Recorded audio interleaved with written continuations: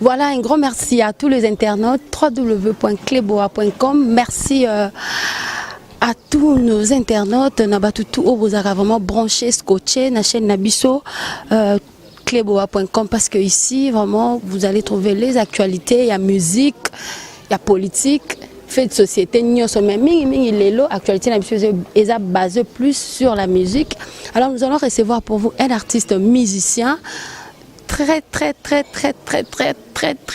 talentueux, parce qu'il chante tellement bien, il danse bien, donc artiste est complet. Donc je suis avec Miel de Sang. Miel de Sang, j'espère qu'il va tenir ce billet.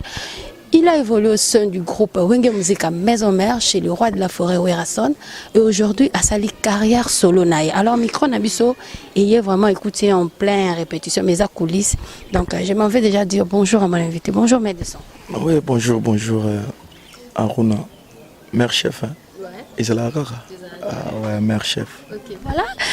Comme je vous ai dit, nous recevoir pour Nabino Miel de Sang. J'espère que vous êtes belé ou bengaki pichu mangaya Chera Pembe de la nation Tonton Banda. Vous êtes vraiment belé ou bokomela kibiso parce que vraiment c'est vrai que artiste c'est appelé ça un silence maraboué.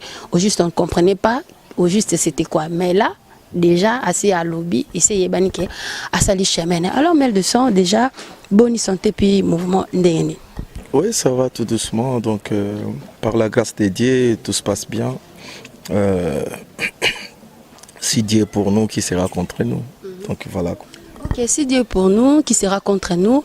Déjà, tout le monde a déjà, Herman un peu, Benda, Bato Bana, Sima, Poto, Bato Kuti, Maramna sont déjà savés. Et puis, on dirait que la même tactique qu'il y a ici, aux Aki, dans la maison, mais parce que quelques têtes, on dit, Baza.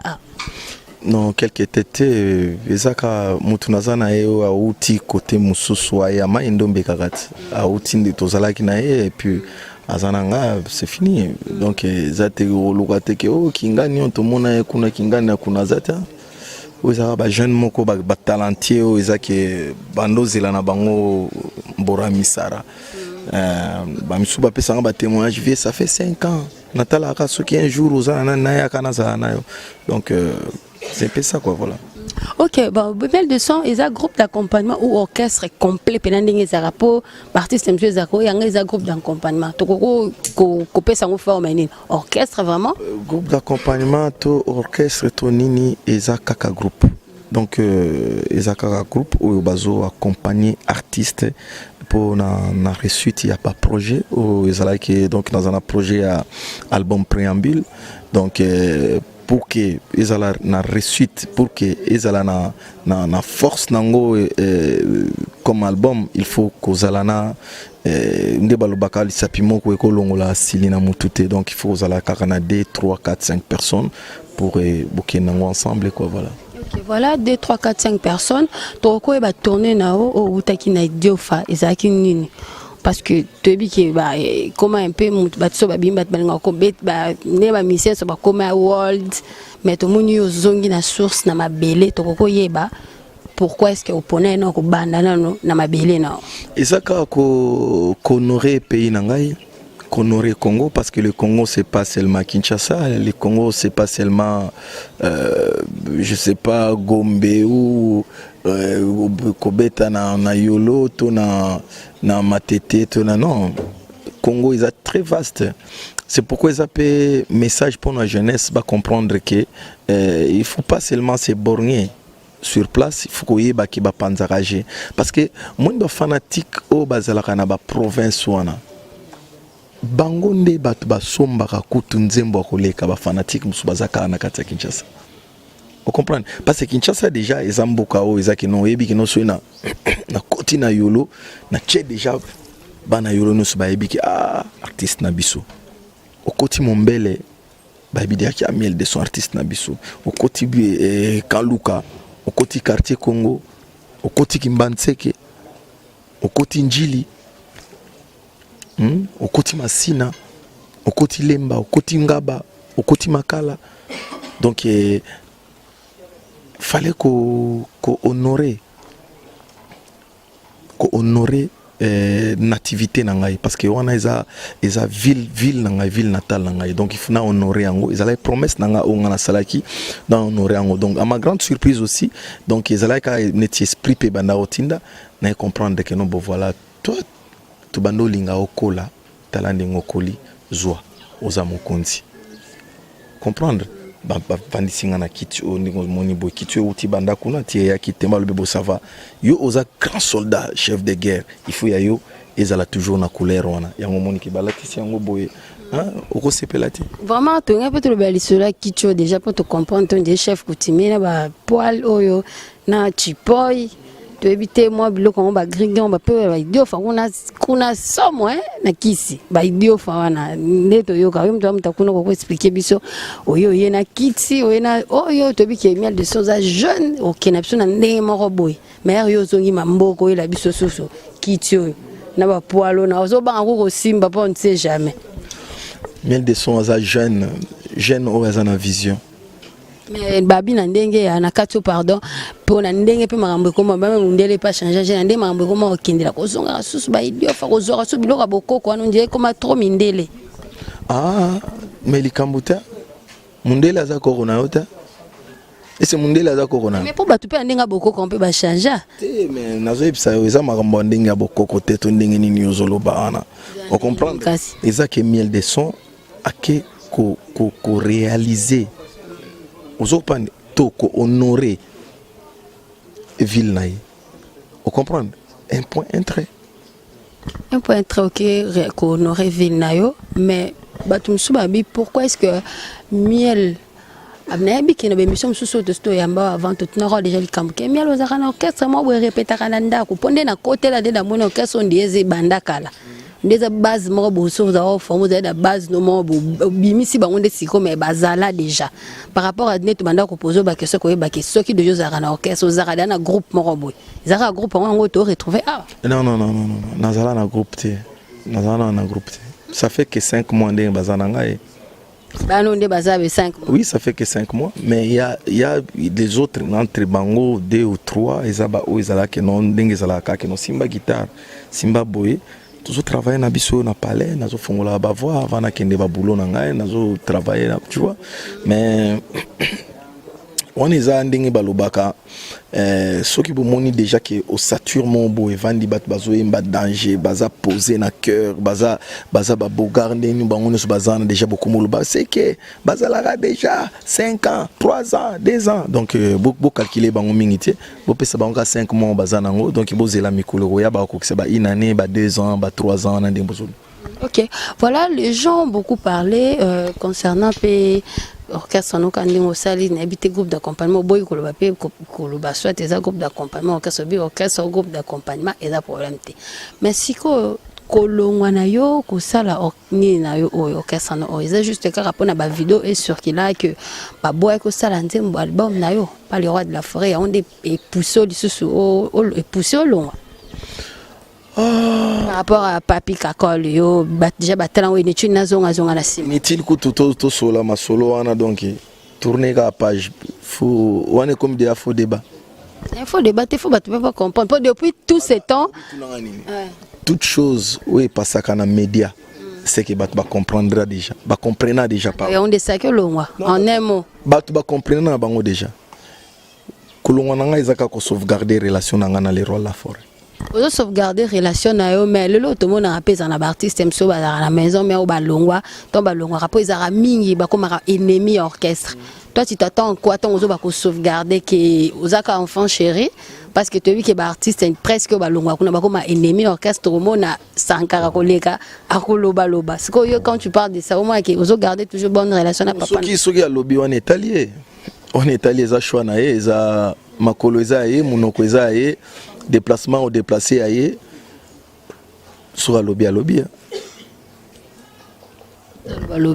On attend album ou tout ça là, j'aime tes à la single et vous à l'album et vous à nini. Les albums, préambule les albums, les singles tes albums. Toujours préparant comment tout s'attend dans la. Oui, toujours travailler en haut et toujours vraiment avancé, très avancé même.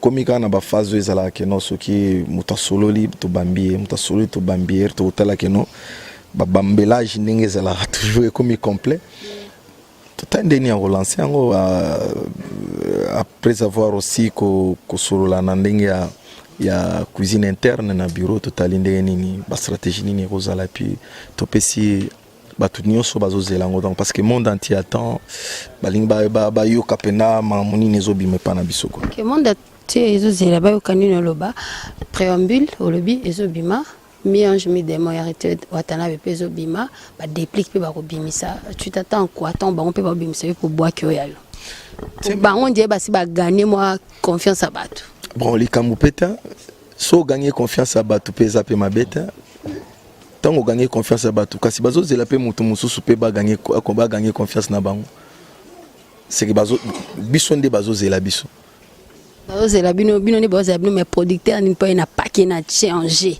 pour la miel de son pour te dire que artiste mususu ba longwe ba producteur bazo welela siko ya miel de son ko quitter na maison mais nani ça qui est derrière toi to batani tu fais rigoler qui est derrière toi Mbora Misara ouais les qui sont ouais idiot fa Mbora Misara non de Jésus na Mbora Monisiko baby c'est émission ah pour na kombo Jésus linga kombo Nzambete oh nani nga kombo Nzambete ndeni nani nga kombo Nzambete ndeni Mbora Misara nde nani nani ngo faza la derrière ngai même sous boss moi bien producteur moi mnene ti ba il y a des David Monso on a besoin pour dévoiler état oh dévoiler ba tu so ba fier so kaza na mutu na bongo ifuka oye baka kendeni ni miela zwi mbongo sombi instrument na mais le kenda da poto instrument c'est rien monisiko yango na be komi bokenda déjà poto kasi na kenda poto nde mutezo produire ngai t'es producteur ngona na ebisi yoke kotuna te sika babeti mbunda bazoke na mbunda zelere robeta royoka peut-être producteur na ngai to partenaire na nga bazana besoin kutu ya ba dédicace te na banini ils n'ont pas besoin de ça te wana eza yo mutozoloba parce que yozana besoin ya koyeba mais non mais quelque chose qui s'est fait et le gozo se préparer le gozo kende on comprendre c'est que ezana ba moyen nango o ezaki ba chepo na yango ezasiko na batu mususu yo linka bebo batu o bazana besoin ko soutenir biso siko bisi bango ke basani bavana bango kaso 5 kaka to tang bango de ke mutu moko le plus fort ana simano wana batu mso pa makasi mso ba l'union fait la force que force e bana kaka nde bazo monaka bazo kana force na bango on comprendre batona bazana force na bango batika biso to ke na force wana nde to ke nango to banda ko sala bango ka o bazana ngo besoin. Ok, artiste et musicien au Bozala Bango, pour ne pas faire trop de polémiques, Tadé, Alongwa, parce qu'il y a ça nous dernièrement une émission concernant de parne et tout, oui, hypocrisie en fait, par rapport que déjà ça qui n'a chemin à Rokende, à côté d'un clip et tout, au Tikala qui bat tout, il raisonnait qu'il y a vraiment au Tikala. Non, mon isiko que binon de journaliste pour changer à Maloba Bato. Ah ouais? Moi, on a changé pour l'ongwe. Écoute, on a changé le roté. Pour na changer pour la niquer non, il faut pas. Au moins, tu me soubazes là, des tenteurs, il y a polémique. Et ok, nana ni bouimbala mon moutazui, azui moi mon pépé, aux opan. Mais kobeta ba masolo bon roté. Moi j'ai dit ceci, ça fait mal. Comment on a que tu vandi, moutosali plan nae, album nae. Et comme il peine que il faut ebima. Au côté na clip au salinios album ba pesi data robima au longwe on en des amabe c'est ça que j'ai dit je pas dit que non voilà je peux pas traiter quelqu'un de l'hypocrite non c'est la diffamation comme on dit parce que le bac on peut non yelanga image na le bac on a que na lobby que non hypocrite moi je suis un télo non son loba o na calcula rango je peux traiter quelqu'un de impoli. Là, c'est normal, quelqu'un qui est mal poli, on l'appelle impoli. Mais de traiter quelqu'un hypocrite, tu peux pas. Pas signer non, pas signer c'était pas les bons moments. On annonce l'album, ça va sortir date telle, Leloyo Longwe. C'était pas bon. Tu vois, c'était pas bon. Du moins, à l'aise,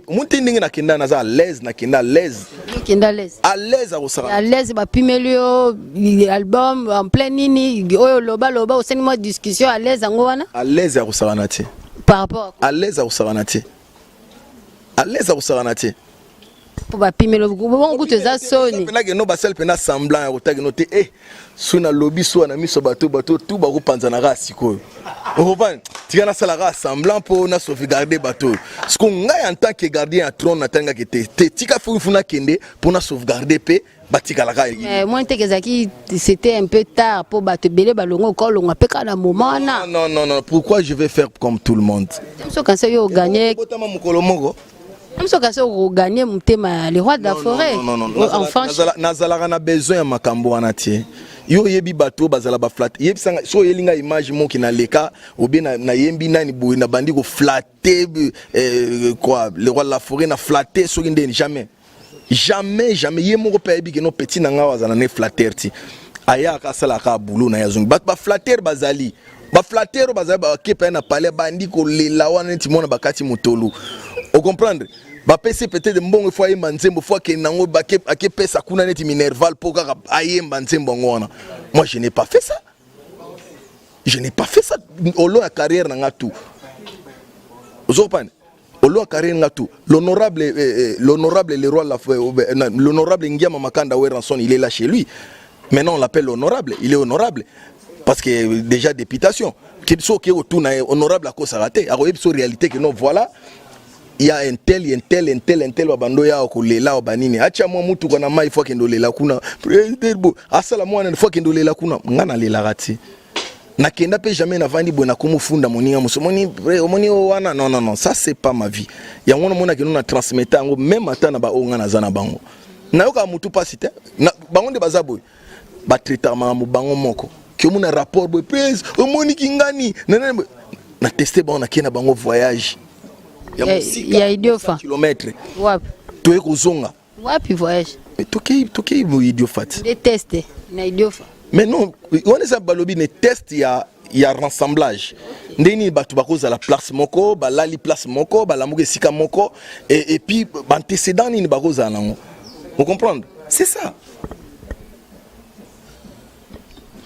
mais tous attendre préambule et bimi OK na on pe na makola papa le roi de la forêt a foulé en haut pour tout à l'heure na ba jazz na que ba pesio ba pambolio kuna ba foulio et tout papa pe a foulé pe loka mwana ya liboshe bimeza nti bébé papa bénédiction on comprendre que aux non information ti ezala ki banda kala makambozo luga sala ki yango kala déjà babali saka mwana bateka mwana ti mais ce que oyo zo luka lelo moni so bozo sa musala bozala na information aux informations. Yo au lobake tous en information par rapport à quand même là c'est dénigrer mon travail. Non. Les informations telles que non est-ce que kokena wera déjà à cha momo ya bénédiction pas naé. Mon album coûte ba pimer le mois de bénédiction ni ba. Oh là là.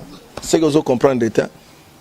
Copie melana ko boya yo moko ça des choses différentes. Nga mo munda boya ngo devant le monde de dire que non je vais plus faire mon album ici nana ni boya boy. Kopi me les elo musu pourquoi bozo bengelo kopi mamutu ye mo mutu aboyi na ye ngamo muna boya ki na ngana lobi ki non je préfère aller chercher des abeilles parce que moi je suis miel.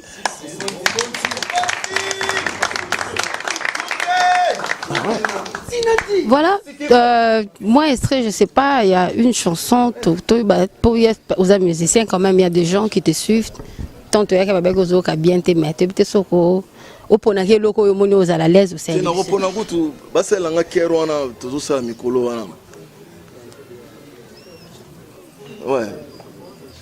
Kilumungeta kuisangeta kutamunu mebalaka ikingeta sala obanese.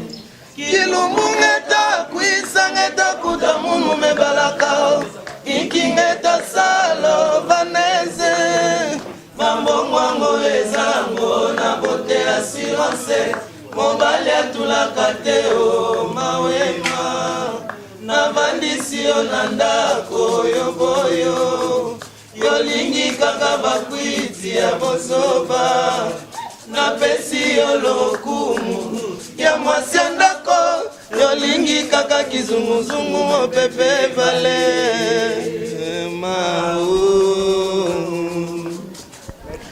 Voilà, et ça, ni pour comprendre un peu pesant. On est zaka eloko mongo les abeilles baroyoka bango na ba vocal ndenge zala kaka na kati ya préambule quoi. Donc eza nzembo moko eza ke baki Congo wana ndenge ka toyemba ba Augustine Ngali ndenge pe boyoka ngo voilà. Ok, voilà, toujours acheminé déjà tout doucement vers la fin de cette émission. Miel de son, tu as vu que les musiciens sont polémique au centre, il y a musique, tu as vu que l'idéologie au miel de son, or même la par rapport aux autres artistes, polémique caca ou bien musique au bêta sans polémique, sans crèche en fait. Ah, toujours bêta musique. Toujours bêta musique, donc on n'a pas vraiment besoin de polémique inutile. On a besoin de ça la musique. Donc polémique, n'a pas polémique quoi constructif comme on dit. Donc il y a balobaka qui banzembo to mingongo to loketo to mabina na biso to ebeteli na biso yango na nde banda ko déranger peut-être bato au baza na moi baisse quoi. Ok, voilà. Pratiquement nous sommes arrivés à la fin. Un mot par rapport à l'émission, le plus programme et comment parce que tout coup tu as déjà les coulisses.